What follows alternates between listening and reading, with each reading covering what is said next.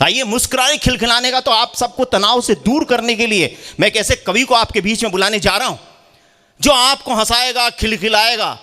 मैंने एक दिन उससे पूछ लिया, मैं गया तो वो एक खाली कागज देख रहा और उसको चूम रहा। मैंने कहा यार सूरत, मैं जिसको बुलाने जा रहा हूं ऐसा कवि है। मैंने कहा क्या है? कि लव लेटर है। अरे मैंने कहा बेवकूफ आदमी, तो खाली कागज है। बोला आजकल बोलचाल बंद है। ऐसा एहसास लोगों में पैदा करने के जिसके बाद। आइए आप लोग बैठिए, विराजिए। आइए, कवि सम्मेलन में आप सबको हंसाने के लिए, खिलखिलाने के लिए मैं कैसे कवि को आपके बीच में आमंत्रित करने जा रहा हूं। हर माहौल को जिसको अपनी कविताओं से अपना बनाने की खूबी है, पूरा देश उसकी सूरत जानता है, फिर भी वो सूरत अजनबी है। मौलिकता का दिनमान नजर आता है, मौलिकता का दिनमान नजर आता है, हास्य का सुल्तान नजर आता है, और जब मंच पर धूम मचाता है तो व्यंग का तूफान नजर आता है। जोरदार तालियां बजा दी, आपको हंसाएगा, ये गारंटी है। ये हर महफिल को अपनी कविताओं से सजा देगा। दिखने में पौवा है पर बोतल का मजा देगा। जोरदार तालियां बजा दीजिए आप। एक जना समृद्ध मंच को प्रणाम करता हूं और आप सबके अभिनंदन के साथ साथ आभार व्यक्त करता हूं। हाँ, खींच लो भैया। इन कैमरे वालों को तो कोई सुंदर आदमी दिखना चाहिए बस। और आभार व्यक्त करता हूं पर्यटक स्वागत केंद्र सवाई माधोपुर, पर्यटन विभाग राजस्थान सरकार और जिला प्रशासन टोंक का। इन्होंने इतना बढ़िया कार्यक्रम करवाया, पूरे हिंदुस्तान में घूम आया भाई साहब, पर यहाँ जैसा मैनेजमेंट मेरे को कहीं नहीं मिला। एक कवि सम्मेलन में अटल जी को और बनास महोत्सव को कर दिया।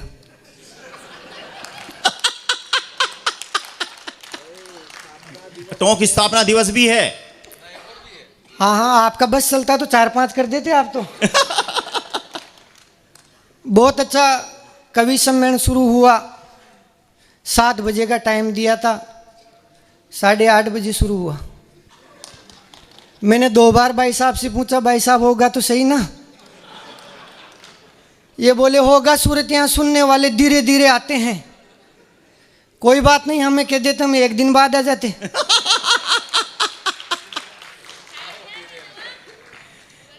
फिर मंच पर सभी कवियों का स्वागत हुआ, उनको मोमेंटो दी। यहाँ तक तो ठीक था भाई साहब। फिर मोटी मोटी मालाएं और पहना दी। तो मुझे तो ऐसे लग रहा था जैसे अटल जी को नहीं, हम कवियों को श्रद्धांजलि दी जा रही हो।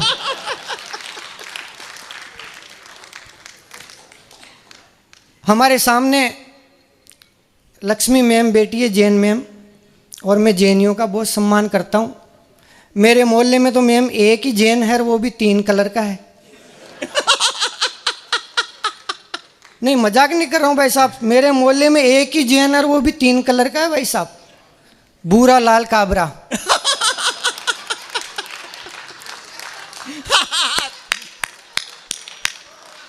बढ़िया है। उसके बाद हाँ, और खींच ले, अभी दे देना, इंट वाली लेना। उसके बाद भाई साहब मेरा बोलने में नंबर आने वाला था। प्रदीप जी बोले राम वंदना सुना देता हूँ। भाई साहब मैं भी आसाराम वंदना सुना दूं। वो कोमल मैम आई, अब उसको देखो आती बोली, इस मंच की सबसे छोटी हूं मैं तो अभी पैदा ही नहीं हुआ। ये अच्छा है यार, कमेंट बढ़ गया। तालियां बजाने, बात सही कह रहा है ये। कौन सी? हाँ, ये जो लाइट घूम रही है इसको बंद कर दें भाई। हाँ, हम कोई नाचने गाने वाले नहीं है। बहुत अच्छा कवि सम्मेलन शुरू हुआ और इस कवि सम्मेलन में विशेष बात है भाई साहब, हमारे बीच में देश के एक बहुत बड़े कवि पधारे हुए हैं। और आज की एक विशेष बात मैंने देखी, यहाँ टोंक वालों ने एक जो अनाउंसमेंट करवाया ना इस कवि सम्मेलन का भाई साहब, वो पढ़े लिखे लोगों के लिए तो ठीक था, लेकिन जो कवि सम्मेलन नहीं जानते उनके दिक्कत कर गया वो। मैं बस स्टैंड पे उतरा, अब 2 आदमी बीड़ी पी रहे, वो अनाउंसमेंट करता हुआ निकला भाई साहब कि आज ठीक शाम 7 बजे आप सभी कृषि ऑडिटोरियम में आए। उसमें लखनऊ से आ रहे हैं बहुत ही प्रसिद्ध वेदव्रत वाजपेयी जी और दिनेश देशिकी का मजा लेने आए। अब वो बेचारे कवि सम्मेलन में जाने नहीं, और उनके दिमाग में घुस गया देसी घी। एक ने दूसरे से पूछा, रही ये कृषि ऑडिटोरियम में क्या है? 7 बजे। डॉक्टर साहब आगे आगे जाइए। नहीं, वो मैं कह दूंगा, आ जाओ डॉक्टर साहब, प्रणाम। और एक ने पूछा, रे शाम को 7 बजे कृषि ऑडिटोरियम में क्या है? कुछ नहीं है, सरकार भंडारा करवा रही है। इस भंडारे में लखनऊ से एक बहुत बड़े राष्ट्रीय हलवाई आ रहे हैं, वेदव्रत वाजपेयी जी। वो देसी घी की मिठाइयां बनाएंगे और अपने को जिमाएंगे।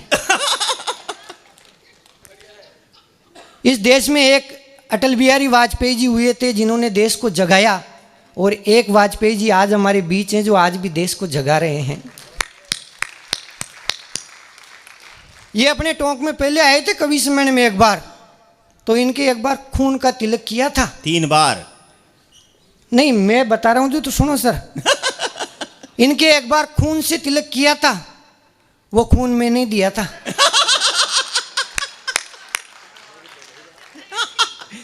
लग तो नहीं रहा भाई। वो तिलक के लिए खून इसलिए दिया था क्योंकि मैं तिलक के लिए ही दे सकता हूं। बढ़िया है। आप तालियां वालियां बीच में ऐसे बातें करता रहेगा ये बहुत देर से। शिमला जी स्वागत है आपका। नहीं, मैं कर दूंगा ना, शिमला जी स्वागत है आपका। बहुत अच्छा कवि सम्मेलन आप लोगों ने शुरू किया, बहुत अच्छी टीम आप लोगों ने बुलाई, आपका बहुत बहुत धन्यवाद। हर साल ऐसे 3-4 कार्यक्रम जोड़ करके एक कवि सम्मेलन कराते रहें। बहुत अच्छा साउंड है। और ठीक 8 बजे इस कवि सम्मेलन को शुरू होना था, हो गया। सबसे पहले देखिए आप इतनी बहुत ही शानदार व्यवस्थाओं के साथ यहाँ आ जाओ भाई साहब। पुलिस व्यवस्था को प्रणाम करता हूँ, यही एक पुलिस व्यवस्था है जिनकी वजह से हम महफूज हैं। मैं 2 बातें आप लोगों को बता देता हूँ। मेरा काव्य पाठ शुरू करने से पहले दिनेश देसी की, वेदव्रत वाजपेयी जी, बड़े बड़े अंतर्राष्ट्रीय जीएस साहब जैसे लोग बैठे हैं, मैं बता देता हूँ आपको कि मैं 2 बातें विशेष रूप से करना चाहता हूँ कि मैं इस देश का एकमात्र आपातकालीन कवि हूँ। मुझे 2 ही स्थितियों में कवि सम्मेलनों में बुलाया जाता है भाई साहब। पहला वहाँ जहाँ सुनने वाले बिल्कुल नहीं आते हैं, तरुण जी बढ़िया है। और दूसरा वहाँ जहाँ सुनने वाले ज़्यादा ही आ जाएं और पुलिस के भगाने से भी नहीं भागे, वहाँ मेरी कविता काम करती है भाई साहब। सूरत बढ़िया है भैया। दूसरी बात, मैं किसी भी पार्टी का कवि नहीं हूँ, मैं तो खुद एक नई पार्टी बनाने के मूड में हूँ। नहीं भाई साहब, पहले था मैं एक पार्टी में, जब मेरा शरीर साथ देता था तब। फिर नेताजी मुझे भूख हड़ताल पर बिठा के भाई साहब दिल्ली चले गए। 5-7 दिन तक तो मेरे मोहल्ले वाले सब लोग आए बड़े बड़े व्यंजन लेके मेरी हड़ताल तुड़वाने, पर मैं नहीं माना, अड़ा रहा। 5-7 दिन बाद एक भी आदमी नहीं आया, अकेला बेहोश होके पड़ा रहा। वो तो भला हो मेरे घर वालों का जिन्होंने आकर मुझे बचाया। पहले तो आते ही खूब हिलाया डुलाया, जब उन्हें कुछ संभावना लगी तो मुझे पूरे 1 अंगूर का जूस पिलाया। जूस पिलाया, पिलाते ही मैंने नेताजी को फ़ोन लगाया। मैंने कहा, अरे नेताजी कब आओगे? आप तो जाके बैठ गए दिल्ली। वो बोले, रे बेटा कुछ खा ले पी ले। मैंने तो पार्टी बदल ली। यार क्या बढ़िया, बहुत अच्छा व्यंग्य यार, बहुत बढ़िया है। तालियां बजा दीजिए आप। या इस देश में राजनीति की बात इसलिए नहीं करना चाहता, राजनीति को समझना मुश्किल ही नहीं नामुमकिन है, और मोदी जी को तो बिल्कुल नामुमकिन है भाई साहब। मैं उदाहरण दे रहा हूं आपको। इस देश में 2 ही आदमियों का नाम अमर रहेगा। एक तो missile man APJ Abdul Kalam साहब, जो इस देश को मिसाइल देके गए। अब बात तो पहुंचेगी आप तक, जब तक सूरज चांद रहेगा तब तक अटल जी और कलाम साहब का नाम रहेगा। क्यों रहेगा मैं बता रहा हूं आपको। APJ अब्दुल कलाम साहब इस देश को मिसाइल देके गए, और अटल बिहारी वाजपेयी जी इस देश को उस मिसाइल को चलाने वाला देकर गए। हाँ बढ़िया। सबको समझना आसान है, पर मोदी जी को कोई नहीं समझ सकता। अपने राजस्थान में जब मुख्यमंत्री बनने का समय आया तो बड़े बड़े BJP के नेता आगे आगे जाके बैठ गए भाई साहब। जब मुख्यमंत्री बनने का नंबर आया तो बड़े बड़े नेता आगे आगे जाके बैठ गए, मोदी जी ने पीछे से बना दिया। अब ये सोच रहे हैं यार मान लो अगली बार अपन ना धो करके पीछे जाकर बैठेंगे तो वो आगे से बना देगा। कह रहा हूं ना, मोदी जी को कोई नहीं समझ सकता। एक बार दिल्ली से उन्होंने फरमान कर दिया, बर्तन बजाओ बर्तन बजाओ बर्तन बजाओ। अब उन्होंने तो कह दिया, उनको क्या पता कि पैसे वालों के घर में बर्तन ज़्यादा और आदमी कम होते हैं, और मुझ जैसे गरीब के घर में भाई साहब बर्तन कम और आदमी ज़्यादा होते हैं। मेरे घर में एक बर्तन के 5 आदमी हिस्से में आए भाई साहब। बर्तनों को ऐसा बजाया, आपने पंचकूटा की सब्जी तो देखी होगी। अगर आपको पंचकूटा के बर्तन देखने हो तो मेरे घर चलो, अभी तक हमने वो बेचे नहीं। और हमने सौगंधकार की है, जब तक प्रधानमंत्री मोदी जी रहेंगे हम अपने घर के उन बर्तनों को नहीं बेचेंगे, क्योंकि क्या पता कल और कह दे बजाओ। लेकिन क्लाइमेक्स अब आप तक पहुंचा रहा हूं, जब तक मोदी जी रहेंगे तब तक हम उन बर्तनों को नहीं बेचेंगे। लेकिन याद रखना, जिस दिन प्रधानमंत्री पद से मोदी जी हट जाएंगे उस दिन मेरे अकेले के नहीं, आप सबके बर्तन बिक जाएंगे।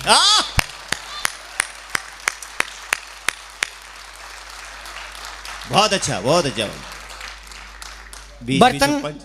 बर्तन बजा के रुके और मोदी जी ने कहा बजा लिया, फ्री हो गए? मैंने कहा सर हो गए। चलो ठीक है, अब दीपक जलाओ। भाई साहब सारे देश से दीपक जलवाए, दीपावली हो गई। तब मैंने 4 पंक्तियां लिखी जो आपके बीच पढ़कर इस कवि सम्मेलन को शुरू करना चाहता हूं। जब पता ही नहीं चलता मोदी जी आने के बाद कि साल भर में कितनी दिवालियां आएगी, तब 4 पंक्तियां पढ़ना चाहता हूं कि बड़े से बड़ा विरोधी सरेंडर है, बड़े से बड़ा विरोधी सरेंडर है, क्योंकि समस्याएं निपटाने का मोदी जी को टेंडर है, और एक एक साल में 4-4 दिवाली। ये तो बताओ मोदी जी आपके पास कौन सा कैलेंडर है? मोदी जी बोले, मेरे पास कैलेंडर वैलेंडर नहीं, मेरे पास तो गैलेंडर है।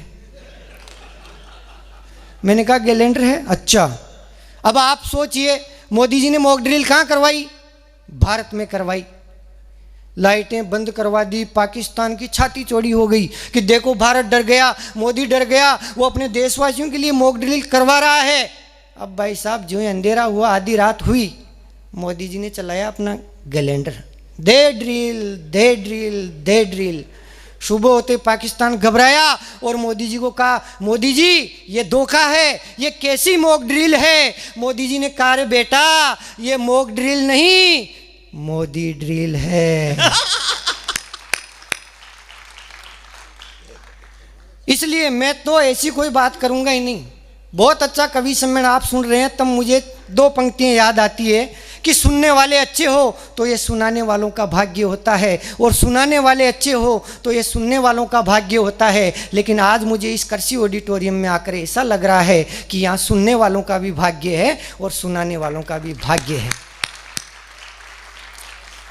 इस कवि सम्मेलन में एक सबसे बड़ी समस्या है कि इन पीछे बैठे नाटो देशों ने सबसे पहले मुझे आगे कर दिया है। तो भगवान कसम मेरी हालत इस समय यूक्रेन देश जैसी हो रही है भाई साहब।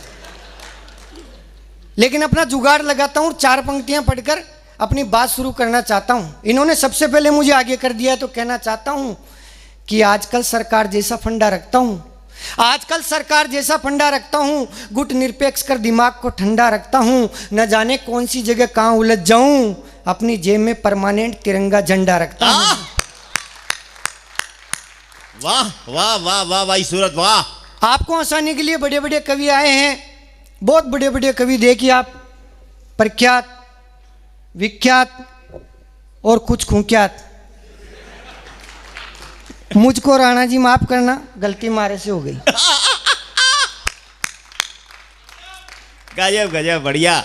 इन कवियों में और मेरे में सिर्फ इतना सा फर्क है, ये सर्जन के कवि हैं, मैं विसर्जन का कवि हूं। इनमें से किसी ने 1 देश की, तो किसी ने 2 देश की, तो किसी ने 5 देश की यात्रा कर रखी है। पर आपको ये जानकर बड़ा आश्चर्य होगा कि मैंने मात्र 29 साल की उम्र में 22 देशों की यात्रा करने की सोच रखी है।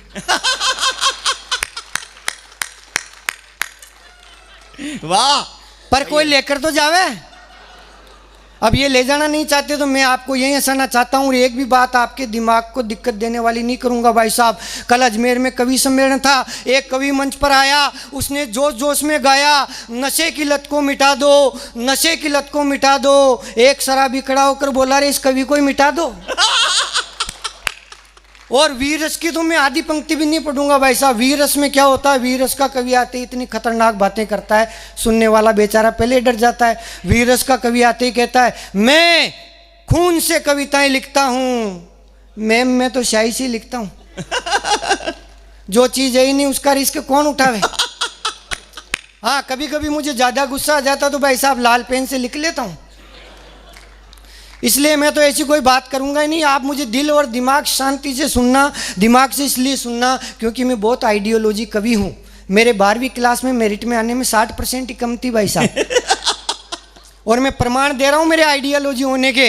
अभी थोड़े दिन पहले मेरे मोहल्ले में बहुत बड़े सेठ जी की बच्ची की शादी थी, तो उन्होंने मुंबई से केटरिंग वालों को बुलवाया, एक से बढ़कर एक खाने का सामान बनवाया, लेकिन हमारे एक का न्योता भिजवाया। अब भाई बोले मैं जीमने जाऊँ, पिताजी बोले मैं जीमने जाऊं, बहन बोले मैं जीमने जाऊं। मैंने कहा रे लड़ो मत, मेरा तरीका अपनाओ, एक एक जाकर सब जीम आओ। वाह सूरत वाह। मैं किसी को गलत सलाह नहीं देता। 10-15 दिन बीते रहे, एक पड़ोसी आकर बोला, सूरत भाई आपकी मोटरसाइकिल लेकर चलो, मुझे गेहूं पिसवाने चलना है। मैंने कहा रे तू किसी और की ले जा। कि नहीं आपकी लेकर चलो। भाई साहब मैंने मोटरसाइकिल निकाली, उसने 80 किलो गेहूं का कट्टा निकाला, मोटरसाइकिल पर रखा और बैठकर मुझसे कहा, सूरत भाई दौड़ाओ। मैंने कहा रे पहले नीचे उतरकर धक्का लगाओ। भाई साहब उसने धक्का लगाया, मजे तो अब लेना। उसने धक्का लगाया, गाड़ी स्टार्ट नहीं हुई। उसने फिर जोर से धक्का लगाया, गाड़ी स्टार्ट नहीं हुई। अंत में उसने पूरा जोर लगाकर धक्का लगाया और गाड़ी स्टार्ट। परंतु गाड़ी स्टार्ट होते ही उसकी खोपड़ी चक्कर खा गई, क्योंकि गाड़ी स्टार्ट होते ही चक्की आ गई। चक्की आते ही मैंने कहा भाई साहब बंद कर दूं।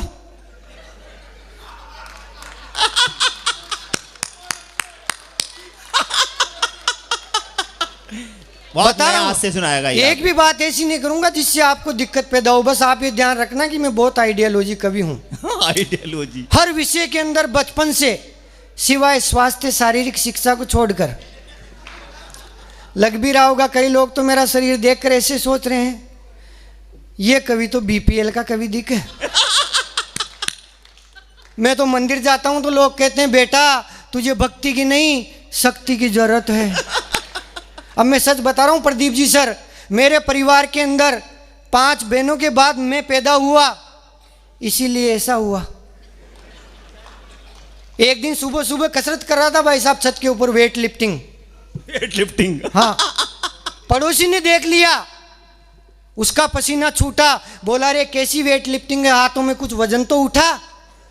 मैंने कहा रे आपको नहीं दिखता तो इसमें दोष किसका, ध्यान से देखो मैंने उठा रखा है झाड़ू का तिनका। इसलिए मैं तो ऐसी कोई बात करूंगा ही नहीं। अभी मेरे गांव में थोड़े दिन पहले शोले फिल्म की शूटिंग करने वाले आए प्रदीप जी सर, तो जोश जोश में मैंने भी ऑडिशन दिया, तो फिल्म वालों ने मुझे धर्मेंद्र के लिए लिया और गांव की एक लड़की को बसंती बनाया भाई साहब। पर भगवान कसम गब्बर सिंह ने मेरे हाथ पैर नहीं बांधे, मुझे सिर्फ इतना सा झटका दिया, मुझे कपड़े टांगने वाले हैंगर पे लटका दिया। फिर गब्बर सिंह ने मेरे यहाँ पिस्तौल लगाकर मुझसे कहा, बोल बसंती मत नाच इन कुत्तों के सामने। तो भाई साहब मैंने भी ऐसे ही कहा, बसंती इन कुत्तों के सामने मत नाचना। बसंती बोली नाचूंगी, गब्बर की सजा है, बहुत दिनों बाद तो डीजे बजाए। बता रहा हूं ना। ये प्रदीप जी सर मुझे कहते हैं कि सूरत भाई तुम राजस्थान पुलिस में जाओ। मैंने कहा अरे भाई साहब मेरा राजस्थान पुलिस में कहाँ से नंबर आएगा। बोले रे तेरा नंबर तो नहीं आएगा, पर तुझे देखकर दूसरे बच्चों का कॉन्फिडेंस तो बढ़ जाएगा। मैंने करी है भाई साहब, ऐसा नहीं कि मैंने सरकारी नौकरी की तैयारी नहीं करी, 3 बार करी भाई साहब। पहली में पेपर लीक हो गया, दूसरी की परीक्षा देने जा रहा था, एक नेताजी का काफिला आ गया, तीसरी में तो हद हो गई भाई साहब, वो भर्ती रद्द हो गई। मेरा दिमाग तो तब खराब हुआ प्रदीप जी सर मैं राजनीति को सिर्फ 4 पंक्तियों में आप तक पहुंचा रहा हूं, राजनीति को ज़्यादा नहीं जान पाया हूं, लेकिन आज टोंक के दर्द को अपन शब्द दे के जाना चाहता हूं और आपका दर्द अगर ठीक ढंग से 4 पंक्तियों में पेश कर दूं तो मुझे विदा देना। राजनीति को जितना समझ पाया हूं आपके सामने पेश कर रहा हूं, मंच का भी ध्यान चाहता हूं कि शहर के दिखा के सपने नगरी भी ले गया, शहर के दिखा के सपने नगरी भी ले गया, रेल तो आई नहीं पटरी भी ले गया। वाह कि शहर के दिखा के सपने नगरी भी ले गया, रेल तो आई नहीं वो पटरी भी ले गया, चराने भेजा था जिसे गवाल बना के मैंने, भाई साहब भागा जो तो भागा मेरी बकरी भी ले गया। मेरा दिमाग तो तब खराब हुआ जब एक पड़ोसी ने आकर कहा, अरे सूरत भाई क्या हाल चाल, आपकी पंचायत के राशन कार्ड में उम्र 40 साल। मैंने कहा, अरे भाई साहब इस उम्र ने मुझे भी कई दिनों तक शर्मिंदा तो रखा, पर धन्यवाद पंचायत का, कम से कम मुझे राशन कार्ड में जिंदा तो रखा, कम से कम मुझे राशन कार्ड में। Thank you.